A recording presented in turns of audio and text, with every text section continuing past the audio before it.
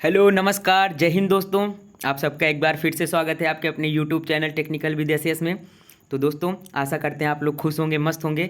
दोस्तों आज हम जो लोग करने वाले हैं लेथ मशीन के पार्ट दूसरे जो एमसीक्यू का क्वेश्चन हम आप लोग को कराने वाले हैं। हम लोगों ने जो है कल देखा था लेथ मशीन के पार्ट 1 जो एमसीक्यू हमने कराया था। पार्ट 1 में हमने लगभग 15 से 20 क्वेश्चन को देखा था। आज हम लेथ मशीन के ही एमसीक्यू को देखेंगे, पार्ट 2 देखेंगे।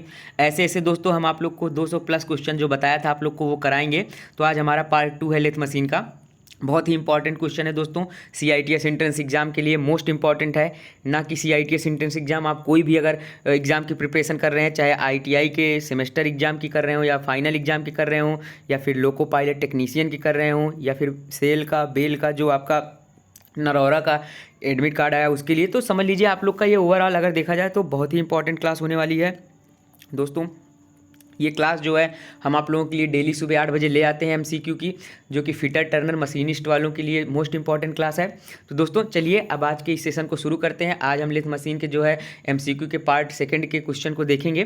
तो दोस्तों जो लोग नए हैं प्लीज़ वो चैनल को सब्सक्राइब कर लेंगे और अपने इस यूट्यूब चैनल से जुड़ जाएंगे अपनी तैयारी को बेहतरीन बनाने के लिए। तो चलिए आज के इस सेशन को शुरू करते हैं। आज का पहला क्वेश्चन है दोस्तों, लेथ मशीन के क्रॉस फीड स्क्रू के साथ लगे गाइड नट की धातु होती है। तो आपको बताना है कि लेथ मशीन के जो क्रॉस फीड स्क्रू के साथ लगे गाइड नट की धातु क्या होती है। ढलवा लोहा, पिटवा लोहा, ब्रॉन्ज या पीतल। तो आपका इसका राइट आंसर हो जाएगा दोस्तों, आपका इसका राइट आंसर हो जाएगा ब्रॉन्ज। क्या हो जाएगा? ब्रॉन्ज। राइट आंसर सी हो जाएगा। बढ़ते हैं नेक्स्ट क्वेश्चन की तरफ दोस्तों। तो आपका नेक्स्ट क्वेश्चन है दोस्तों कि निम्न में से ऑयल गियर्ड हेड स्टॉक का कौन सा लाभ नहीं है। आपको ये बताना है दोस्तों कि जो ऑयल गियर्ड हेड स्टॉक है उसका लाभ इनमें से कौन सा नहीं है। अधिक स्पीड संख्या प्राप्त की जाती है, स्पीड बदलने में सुविधा रहती है, वर्कपीस पर भारी कट लगाए जा सकते हैं, पावर स्लिप होती है। तो जो लाभ की बात कर रहा है दोस्तों, लाभ नहीं है। तो जो इसमें पावर स्लिप दिया गया है, पावर स्लिप होती है। तो जो है ऑयल गियर्ड हेड स्टॉक का जो है ये लाभ नहीं होता, क्योंकि जो है इसमें पावर स्लिप नहीं होती है। तो इसमें पूछ रहा नहीं है, तो इसलिए आपका राइट आंसर क्या हो जाएगा? राइट आंसर डी हो जाएगा। पावर स्लिप होती है तो इसमें पावर स्लिप जो है नहीं होती, इसलिए आपका राइट आंसर डी हो जाएगा। बढ़ते हैं नेक्स्ट क्वेश्चन की तरफ दोस्तों कि चूड़ी काटते समय सिंगल पॉइंट कटिंग टूल जिस रास्ते पर चलता है उसे कहते हैं। तो जो सिंगल पॉइंट कटिंग टूल होता है चूड़ी काटते समय जिस रास्ते पर चलता है उसे क्या कहेंगे? हेलिक्स, साइक्लाइड, पैराबोला, उपरोक्त में से कोई नहीं। तो आपका राइट आंसर हो जाएगा दोस्तों ए, हेलिक्स। जिस रास्ते पर चलता है सिंगल पॉइंट कटिंग टूल चूड़ी काटते समय उसे हम बोलते हैं हेलिक्स। क्या बोलते हैं? हेलिक्स। बढ़ते हैं नेक्स्ट क्वेश्चन की तरफ दोस्तों। आपका अगला क्वेश्चन है chuck, face plate, driving plate dash dash mount किए जाते हैं। तो जो आपका चक होता है, फेस प्लेट होता है, ड्राइविंग प्लेट होता है, वो माउंट कहाँ किए जाते हैं? टूल पोस्ट पर, कैरिज पर, टेल स्टॉक स्पिंडल पर, हेड स्टॉक स्पिंडल पर। तो जो आपका चक, फेस प्लेट या ड्राइविंग प्लेट माउंट किए जाते दोस्तों वो हेड स्टॉक स्पिंडल पर माउंट किए जाते हैं। कहाँ पर? हेड स्टॉक स्पिंडल पर। आपका राइट आंसर हो जाएगा डी दोस्तों। बढ़ते हैं नेक्स्ट क्वेश्चन की तरफ। आपका अगला क्वेश्चन है दोस्तों कि हेड स्टॉक का वह लक्षण है जो निम्न का प्रबंधन नहीं करता। तो हेड स्टॉक का कौन सा लक्षण है जो निम्न में से प्रबंधन नहीं करता? जाब को पकड़ने तथा घुमाने का, स्पिंडल की स्पीड बदलने का, लाइव सेंटर को एकमडेट करने का, कटिंग टूल को पकड़ने तथा फीड देने का। तो दोस्तों जो हेड स्टॉक होता है, हेड स्टॉक में आप जाब को पकड़ भी सकते हैं, घुमा भी सकते हैं, स्पिंडल की स्पीड बदल सकते हैं, लाइव सेंटर को एकमडेट भी कर सकते हैं, लेकिन जो है कटिंग टूल को पकड़ने तथा फीड देने का जो है इसमें प्रावधान नहीं होता। वो आपका कंपाउंड रेस्ट होता है वहाँ पर दिया जाता है। तो आपका राइट आंसर क्या हो जाएगा? राइट आंसर डी हो जाएगा। जो है आपका जो नहीं करता, इसमें प्रबंधन नहीं होता है आपका हेड स्टॉक में, वो होता है कटिंग टूल को पकड़ने तथा फीड देने का। तो आपका राइट आंसर डी हो जाएगा। बढ़ते हैं नेक्स्ट क्वेश्चन तक दोस्तों। लेथ स्पिंडल स्पीड में अत्यधिक कमी लाने के लिए निम्न में से किस यंत्रावली का प्रयोग किया जाता है। तो लेथ स्पिंडल में कमी लाने के लिए उसकी स्पीड में किस यंत्रावली का उपयोग किया जाता है? रैक और पिनियन यंत्रावली का, बैक गियर यंत्रावली का, वर्म गियर यंत्रावली का, या फिर पॉल गियर यंत्रावली का। तो जो आपका राइट आंसर होगा दोस्तों, लेथ स्पिंडल में अत्यधिक कमी लाने के लिए हम लोग करते हैं बैक गियर यंत्रावली का उपयोग। का बैक गियर यंत्रावली का मोस्ट इंपॉर्टेंट क्वेश्चन है दोस्तों, ये पूछा गया क्वेश्चन है, रिपीटेड क्वेश्चन है। आपका जो है लेथ स्पिंडल की स्पीड को कमी करने के लिए किसका उपयोग किया जाता है? बैक गियर यंत्रावली का, मतलब बैक गियर मैकेनिज्म का। तो राइट आंसर बी हो जाएगा। बढ़ते हैं नेक्स्ट क्वेश्चन की तरफ दोस्तों। लेथ स्पिंडल नोच के ऊपर थ्रेड कटी होती है। तो जो लेथ का स्पिंडल होता है उसके ऊपर कौन सी थ्रेड कटी होती है? Left hand V thread, right hand B thread, multi start V thread, square thread. तो जो आपका लेथ स्पिंडल के नोज के ऊपर जो थ्रेड कटी होती है दोस्तों, वो राइट हैंड वी थ्रेड कटी होती है। कौन सा? Right hand V thread. आपके लेथ स्पिंडल की बात कर रहा है, लेथ स्पिंडल के नोज पर जो थ्रेड कटी होती है वो राइट हैंड वी थ्रेड कटी होती है। आपका राइट आंसर बी हो जाएगा। बढ़ते हैं नेक्स्ट क्वेश्चन की तरफ दोस्तों। टम्बलर गियर सेट में गियरों की संख्या आपको बताना। जो टम्बल गियर सेट होते हैं, टम्बलर गियर सेट होते हैं, उसमें गियर की संख्या कितनी होती है? 3 गियर, 4 गियर, 5 गियर, 6 गियर। तो आपका जो टम्बलर गियर सेट होता है उसमें गियरों की संख्या दोस्तों 3 होती है। कितनी? 3 होती है। आपका राइट आंसर ए हो जाएगा। बढ़ते हैं नेक्स्ट क्वेश्चन की तरफ दोस्तों कि टम्बलर गियर का प्रयोग किया जाता है। तो जो टम्बलर गियर होते हैं उसका उपयोग कहाँ किया जाता है? नॉर्टन गियर बॉक्स को गति प्रदान करने के लिए, कैरेज को गति प्रदान करने के लिए, कंपाउंड स्लाइड को गति प्रदान करने के लिए, लीड स्क्रू को गति प्रदान करने के लिए। तो जो आपका टम्बलर गियर होता है दोस्तों उसका उपयोग हम लोग कहाँ करते हैं दोस्तों? तो जो आपका टम्बलर गियर होता है दोस्तों, अगर बात की जाए तो टम्बलर गियर का उपयोग हम लोग करते हैं नॉर्टन गियर जो आपका होता है, क्या बोलते हैं इसको? जो आपका राइट आंसर क्या हो जाएगा? ए हो जाएगा। इसका हो जाएगा right answer A, Norton gear box को गति प्रदान करने के लिए। जो टम्बलर गियर का प्रयोग करते हैं हम लोग नॉर्टन गियर बॉक्स को गति प्रदान करने के लिए करते हैं। आपका राइट आंसर ए हो जाएगा दोस्तों। इसको जो है आप लोग जरूर याद कर लीजिएगा, बहुत इंपॉर्टेंट क्वेश्चन जो है दोस्तों चल रहे हैं। बढ़ते हैं नेक्स्ट क्वेश्चन की तरफ दोस्तों कि नॉर्टन गियर बॉक्स का प्रयोग किया जाता है। तो नॉर्टन गियर बॉक्स का उपयोग कहाँ किया जाता है? लीड स्क्रू को गति प्रदान करने के लिए, फीड स्क्रू को गति प्रदान करने के लिए, उपरोक्त में से ए और बी दोनों, ए और बी में से कोई नहीं। तो जो आपका नॉर्टन गियर बॉक्स होता है दोस्तों वो लीड स्क्रू को भी गति प्रदान करता है और फीड स्क्रू को भी गति प्रदान करता है। तो आपका इसलिए राइट आंसर क्या हो जाएगा? राइट आंसर सी हो जाएगा, उपरोक्त में से ए और बी दोनों। बढ़ते हैं नेक्स्ट क्वेश्चन की तरफ दोस्तों। किसी बेलनाकार या शंक्वाकार सतह पर कटे घुमावदार ग्रुप कहते हैं। तो जो बेलनाकार या शंक्वाकार सतह होती है उस पर जो घुमावदार ग्रुप कटे होते हैं उसे क्या कहते हैं? उसे कहते हैं दोस्तों, क्या कहेंगे? बोलता है ये ग्रूविंग कहेंगे, टेपर खरादन कहेंगे, थ्रेड कहेंगे, स्पिनिंग कहेंगे। तो जो बेलनाकार या शंक्वाकार सतह पर घुमावदार ग्रुप कटे होते हैं उसे हम बोलते हैं टेपर खरादन। आपका राइट आंसर क्या हो जाएगा? राइट आंसर बी हो जाएगा। बढ़ते हैं नेक्स्ट क्वेश्चन तरफ दोस्तों। टेल स्टाक स्लीव की धातु होती है। तो जो टेल स्टाक में स्लीव होती है उसकी धातु क्या होती है? मृदु इस्पात, मध्यम कार्बन इस्पात, उच्च कार्बन इस्पात, ढलवा लोहा। तो जो टेल स्टाक स्लीव की धातु होती है दोस्तों वो उच्च कार्बन इस्पात की होती है, हाई स्पीड स्टील की होती है। किसकी? हाई स्पीड स्टील की होती है। तो आपका राइट आंसर सी हो जाएगा दोस्तों। बढ़ते हैं नेक्स्ट क्वेश्चन तरफ दोस्तों। आपका नेक्स्ट क्वेश्चन है एप्रन की धातु होती है। अब एप्रन क्या होता है दोस्तों? लेथ मशीन में दोस्तों जो आगे ऐसे ढका ऐसे रहता है पूरी लेथ मशीन को, उसी को एप्रन बोलते हैं। एप्रन जैसे हम लोग भी यूज करते हैं अपने जो सुरक्षा एवं सावधानी चैप्टर पढ़ते हैं, तो जैसे वेल्डिंग करते समय एप्रन पहनते हैं या फिर मशीन पर वर्क करते समय लेदर का एप्रन पहनते हैं, तो ऐसे लेथ मशीन में भी एक प्लेट लगी होती है जो मशीन को ढके हुई होती है, उसे ही हम एप्रन बोलते हैं। वो किसकी बनी होती है? मृदु इस्पात की, मध्यम कार्बन इस्पात की, लो कार्बन इस्पात की, या ढलवा लोहा की, या ढलवा लोहा क्या बोलते हैं? Cast iron. तो आपका राइट आंसर क्या हो जाएगा? राइट आंसर डी हो जाएगा। वो एप्रन जो बनी होती है लेथ मशीन में वो बनी होती है ढलवा लोहे की। आपका राइट आंसर डी हो जाएगा। बढ़ते हैं नेक्स्ट क्वेश्चन की तरफ दोस्तों। निम्न में से किस टूल पोस्ट में शीघ्रता, सुगमता तथा आसानी से जाब अक्ष पर सेट किया जाता है? तो बताइए आपको जो है इसमें कौन से टूल पोस्ट में शीघ्रता, सुगमता तथा आसानी से जाब अक्ष पर सेट किया जाता है?